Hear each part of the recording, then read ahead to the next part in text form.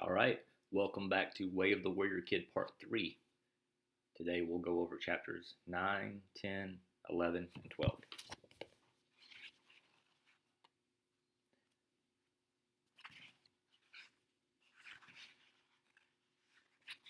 Chapter 9, The Eights. I learned a lot today. The first thing I learned was about knowledge. See, so far the most of what Uncle Jake has taught me about being a warrior has been exactly what you think a warrior is, like being strong and knowing how to fight. Everyone knows a warrior has to do these things, duh. But what a lot of people don't know, and I sure didn't, was that a warrior also has to be smart.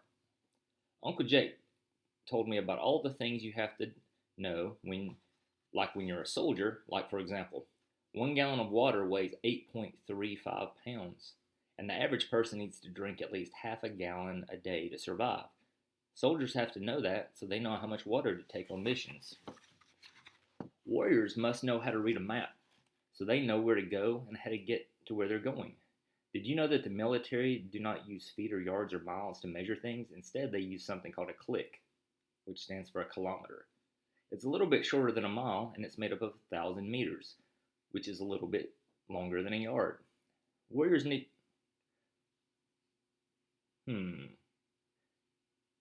Let me read that again. It's a little bit shorter than a kilometer, is a little bit shorter than a mile, and it's made up of 1,000 meters, which are a little bit longer than a yard. Okay, meters are longer than yards. Got it. Warriors need to know a lot of stuff about electronics, like how to work satellite radios. Did you know that satellite that a radio uses to talk are called gyrosynchronous orbit, and they go around the Earth? That means they're 22,000 nautical miles, which is like a regular mile but a little bit longer above the Earth. And they say that at the same spot, and they stay at the same spot above the Earth the whole entire time. Wow, that even sounds smart. Warriors have to know history so they can learn what worked in past battles and what didn't. Did you know that it's always been better to be on higher ground than your enemy? True. Warriors have to learn other languages so they can talk to people in other countries they travel to. Did you know Humjambo means hello in Swahili, the language they speak in Kenya and some other parts of Africa? That's pretty cool. Finally, the most important thing is a warrior's best weapon, and we know that that's their mind. They have to use their mind to figure out how to beat the enemy, how to catch them off guard, and how to attack when the enemy is weak, and how to outsmart their enemy. You can do a you can't do that if you're not smart. Warriors have to be smart, which means they have to learn a lot. I know what you're thinking. I already told you that I'm not smart, like I said, and I have a horrible year in school, and I didn't even know my times tables yet. But wait, I learned something else today, something very important. I learned how to learn. When I told Uncle Jake I wasn't smart, he just laughed. He told me he didn't do well in school either, and when he was a kid, school didn't seem important to him. But when he got into the Navy, he realized he had to learn a bunch of stuff. And luckily, one of his boot camp instructors taught him how to learn. Uncle Jake asked me which number was the hardest to learn the times tables for, and for me it was the eights. There's no pattern or anything to them. They're just crazy eights. Uncle Jake went to my mom's desk and brought back some 3x5 index cards. He told me he was gonna make flashcards. I told him I already had flashcards that they gave me in school, and he said those didn't work, so we're gonna make them. So I started writing the problem on one side and the answer on the other. 1 times 8 equals 8, 2 times 8 equals 16, 3 times 8 equals 24, 4 times 8 equals 32, 5 times 8 equals 40, all the way up to 13 times 8. I told him we didn't have to know 8 times 13, and he told me they didn't care. If I didn't know what 8 times 13 was, then why not learn it anyway? He told me we could figure it out. So I added 13 eights until I got 104. And then he made me make flashcards all over again. But this time we wrote the 8 first. 8 times 1, 8 times 2 is 16, all the way up to 8 times 13 equals 104. And when I got to 8 times 13, I remembered it was 104. Wait, I learned it. When all was done, Uncle Jake picked up the pile, shuffled the cards, and started holding them up in front of me. testing me one at a time. If it was an easy one that I got right, he would put it at the bottom of the deck. If it was a hard one that I didn't know, he made me figure it out by adding the eights and then put the card in a few cards deeper in the pile so I would see it again soon. The next time I saw that card, like 8 times 7, I would remember a little better that it was 56. He would then put it a little deeper in the deck. Eventually, when I really knew the card and answered it as soon as I saw it, he would put it in a separate pile on the desk. That meant I knew it. After about 15 minutes, every card was in the I knew it pile. Then Uncle Jake picked it up, went through the whole deck again, and only missed 8 times 6 and 8 times 12. He put them back in the deck, and the next time I remembered 8 times 6 equals 48, and 8 times 12 is 96. And every other card was now in the I know it pile. He then picked up the I know it pile and went through it again. I got all of them right, every single one. See, Uncle Jake said you're not dumb, you just need to apply yourself. Well, what does that mean? I asked. It means work hard and focus. Give 100%. You see, no one is born knowing the timetables or anything else for that matter. You have to learn, and you have to learn everything. That means, of course, you actually have to study and work until you are able to know it. Of course, this would be easier for some people than others. He then explained to me that every person has stuff they're good at and stuff that they're not. Some kids can learn more easily, and some kids can run faster, and some kids can do more pull-ups. Some people are even naturally good at everything. He also told me that I was naturally good at drawing. He had seen some of my artwork from school and other drawings that I made around the house, and he asked me if I practiced a lot to get good at art. And when I told him no, he said I was a natural. And then he told me just about everybody could be good at anything if they worked hard. He was right. Here I was 10 years old, and I never actually focused on learning the times tables. I just thought I should know them like my friend Joshua. He seemed to know them as soon as he saw them. I thought I should be the same way. But that isn't the way it works. You have to apply yourself and work hard to learn things. And the last thing I learned today is that I'm not dumb. I'm actually pretty smart. I learned the eights 100% in about 20 minutes, and I just need to work hard. Chapter 10, Jiu-Jitsu. Today, Uncle Jake took me to my very first Jiu-Jitsu class. It was at a place called Victory MMA. If you don't know what MMA is, it's mixed martial arts. And if you don't know what that is, it's when people get on TV and go into a cage and fight each other. I couldn't believe what I was getting into. I figured I was a dead man. When I walked into Victory MMA, it looked pretty cool, but it was also pretty scary. There were punching bags hanging everywhere, and 2 boxing rings, and a real fighting cage like the ones on TV. And upstairs, a bunch of mats on the ground. In fact, the whole floor was a giant mat. Even the walls had mats on them. Awesome. There were about 15 kids in jiu-jitsu class Uncle Jake had picked out for me. They didn't look too tough. They were all different sizes. Some bigger than me, some smaller than me. The instructor didn't look like I thought he would either. He wasn't a big superhero looking guy. In fact, he was not very tall and looked like a normal man.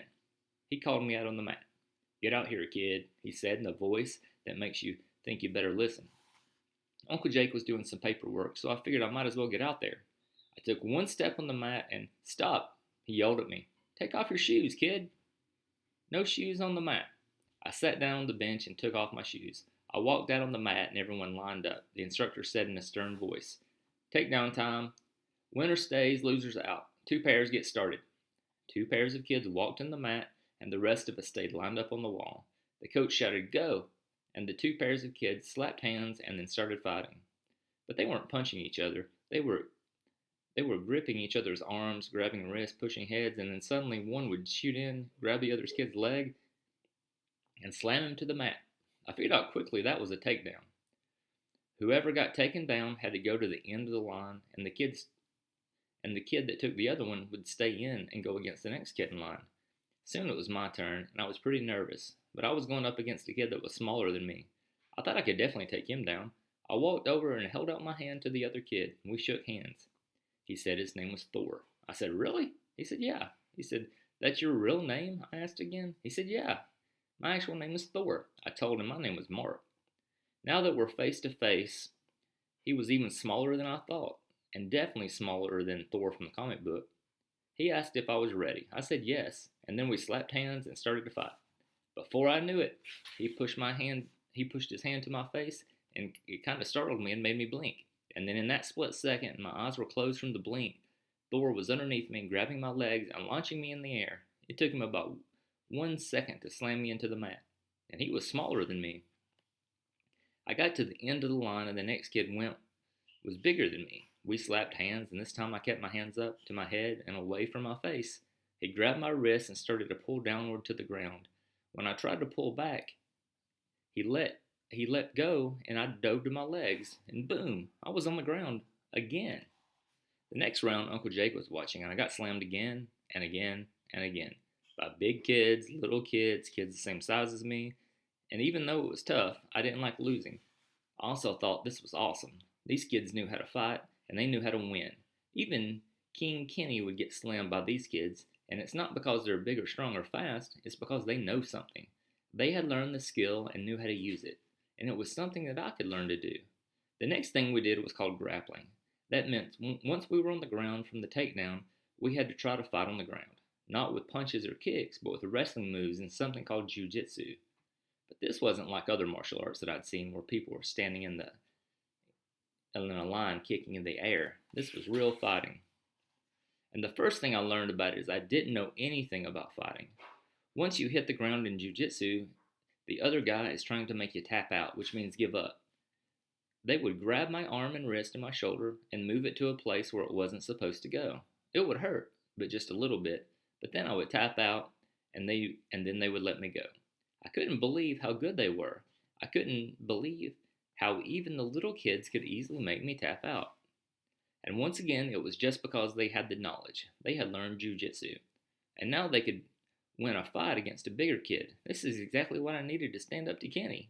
So my first night of jiu-jitsu, even though it was humiliating, exhausting, kind of painful and embarrassing, it was completely awesome. Because for the first time in my life, I realized that I could learn a skill that would give me the ability to defend myself and my friends from a guy like Kenny. Freedom! Chapter 11. Hydrophobia. I thought I was going to die today, or more specifically, drown. Uncle Jake knows that I don't like water at all, but he says I have to learn to swim. He told me that 2/3 of the earth is covered in water, and I told him my neighborhood was all land. But he's right. I was embarrassed last year at Mount Tom when I couldn't play any games or enjoy the field trip at all. Instead, I sat on the beach, which was okay for a little in the morning, but by lunchtime it was sweltering, and I was sweating, and all the other kids jumped in the water, cooled off, and played chicken, and sharks and minnows, and Marco Polo. And what did I do? I sat in the sun sweating and getting sunburned. Yuck! But the problem is that no matter how hot it was, I was even more worried about getting in the water. I never learned how to swim. Once, when I was about 4, I fell into something called a koi pond. If you don't know what one of those is, it's a little fake pond that has goldfish in it. People put them in their yards. They aren't all that big, but when you're 4, they're big enough. Anyway, I was standing there looking at the fish in the koi pond, and I decided to take a step in the water. What I didn't know is that koi ponds are kind of like giant plastic cereal bowls buried in the ground. Slippery plastic. As soon as I stepped in, I slipped on the plastic and fell completely underwater. My mom says that I got pulled out right away, but it sure didn't feel like it. I felt like I was down there underwater and completely helpless forever. I never wanted to feel that way again, so ever since that day, I've avoided the water because I'm scared of it. There, I said it. I'm scared of the water. Uncle Jake says it's called hydrophobia, the fear of water. Well, whatever you call it, I got it. That is what made today so cool. Uncle Jake took me down to a place called Bird Bridge. It's a bridge that goes over a slow-moving river. When it gets hot, a lot of the other kids go down there and hang around and jump off and swim. It's out in the woods, and it's a little beach on one side of the river and a bank on the other side. I was excited when he headed down there. During the car ride, I didn't feel scared of the water at all. Maybe it was because Uncle Jake was with me, or maybe because he had told me I had to learn to swim and I accepted that fact. But I wasn't scared at all while I was in the car until we got to the river. As soon as the car stopped, my heart started pounding. I looked at the river. The water was dark, and it looked black like the koi pond where I almost died, but bigger. Uncle Jake could tell I was scared after telling me to calm down. He said that I didn't have to go in if I didn't want to, which made me feel like a complete wimp. So now I was feeling terrified and wimpy. Uncle Jake pulled off his shirt, jumped in the water, and he swam across to the other side and back. Then he disappeared underwater and he was gone.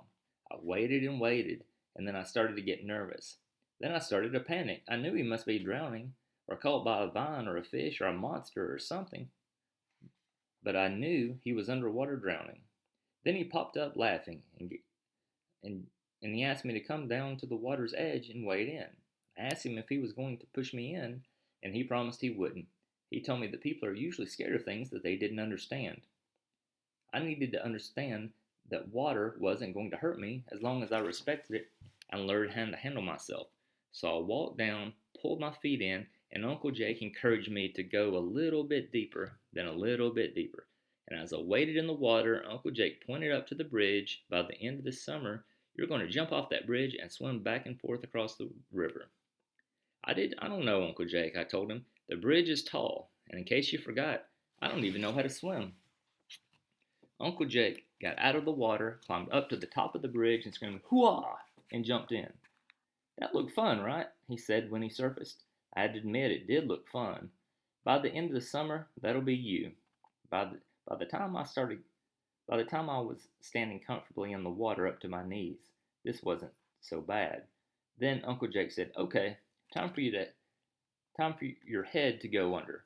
"What? My toes, my feet, that's fine. My head? No way." Uncle Jake could see that I froze up and I didn't want to do it. He calmed me down and convinced me to stay in the water. He stood and dunked his head a bunch of times, laughing and howling every time he pulled his head out. I have to admit that it looked kind of fun. Then he started yelling, but not at me. He was yelling at the woods, the river, at the world, and not in a bad way, but it was like he was having a good time with life. So he was howling every time his head came up out of the water. "Hoo!" he said. He said that in the SEAL teams they yell "hoo-ah" when they want to do something they didn't want to do, when they had to do something they didn't want to do, or when they were scared to do it. He said yelling loud relieved the tension of being scared. He told me to give it a yell and see how it felt. "Hoo!" I yelled again. "Hoo!" Louder, he told me. "Hoo!" I yelled again and again, and it felt good to let out all that fear. I did it over and over again, with Uncle Jake matching my yells. Louder and louder, then suddenly Uncle Jake yelled out, "Now dunk your head." "Oh!" Without thinking, I dunked my head completely under the water and whipped it out, yelling, "Ah!" I did it. It was fun. So I did it again. "Ah!" Then a few more minutes, Uncle Jake and I sat out there dunking our heads and yelling at the top of our lungs and laughing. Finally, the rush settled down, and we walked out of the water. "That's good for today," Uncle Jake told me. "Yes, yes, that is," I said. We walked back to the car, dried off, and got in. And as we drove away, I realized something. I wasn't ready to swim yet, but I was not scared anymore. Chapter 12. Discipline equals freedom. Beep, beep, beep, beep, beep, beep. My alarm clock blasted in my ears. I listened to it for a few seconds and then reached over and hit the snooze button. That felt so good. I just didn't feel like getting up. I wanted to sleep. I closed my eyes and comfortably faded back into a deep sleep. And in the distance, I heard the door open. Just as it registered in my groggy brain that it had been Uncle Jake, I heard him say, "Mark?" Before I could answer the noise, it sounded like a freight train. Clang, clang, clang. It was the garbage can and broomstick again. Okay, I'll get up," I told Uncle Jake. I must not have sounded very enthusiastic because Uncle Jake called me out. "What's wrong with you, Mark? Why weren't you down in the garage this morning for your workout?" Well, I didn't know what to say. "Well, what?" Uncle Jake asked me. "Well, I don't know," I told him. I'm just tired. Tired? What does tired have to do with anything? "Well, I'm tired. I worked out all last week and I did jujitsu classes. Plus, we went to the river with so much stuff going on. I'm just tired. I think I need some rest." If you need rest, you need to go to sleep earlier. You don't sleep in, and if you don't miss workouts, even if you can't perform at a high level, showing up and doing something is still 1,000 times better than not showing up at all. "Well, it's not just that," I admitted. "The program is taking up all my time. I'm getting tired of doing so much. Maybe we could just get a chance to relax and watch some TV. I could use a little freedom." My argument seemed to make sense in my head. Shouldn't I relax a little bit? A little TV can't be that bad, right? I just wanted a little freedom. Uncle Jake sat and looked at me. He wasn't mad, but his face looked like he almost felt sorry for me. Like I didn't know anything about anything. We all want freedom, Mark. All of us. That's what I want in my life. That's what my friends and I fought overseas for. Freedom is some of the best thing in the world, but freedom isn't free. But freedom is the best thing in the world, but freedom isn't free. If you want true freedom in life, you have to have discipline. You have to know what discipline is. Do you know what discipline is, Mark? I wasn't 100% sure, but I thought I had an idea. Doesn't discipline mean you follow the rules, I said? That's one kind of discipline, Uncle Jake said, but it isn't as simple as just following the rules people give you. The most important part of discipline is following the rules you set for yourself.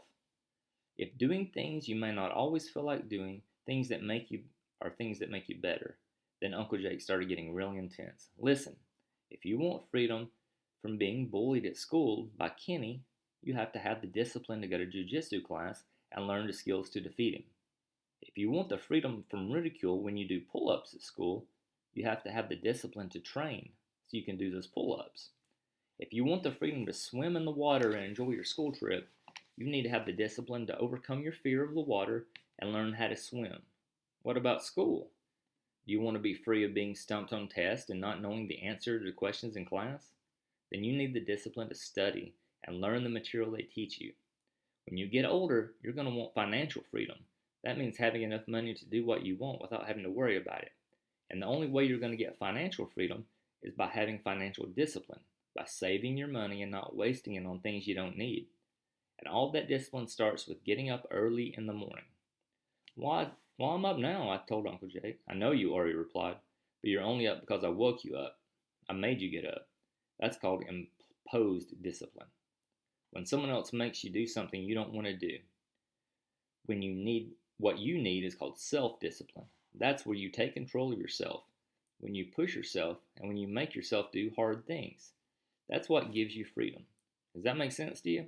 I think it does, I told Uncle Jake. You need to do better than I think it does. You need to understand. Explain to me what you think self-discipline means.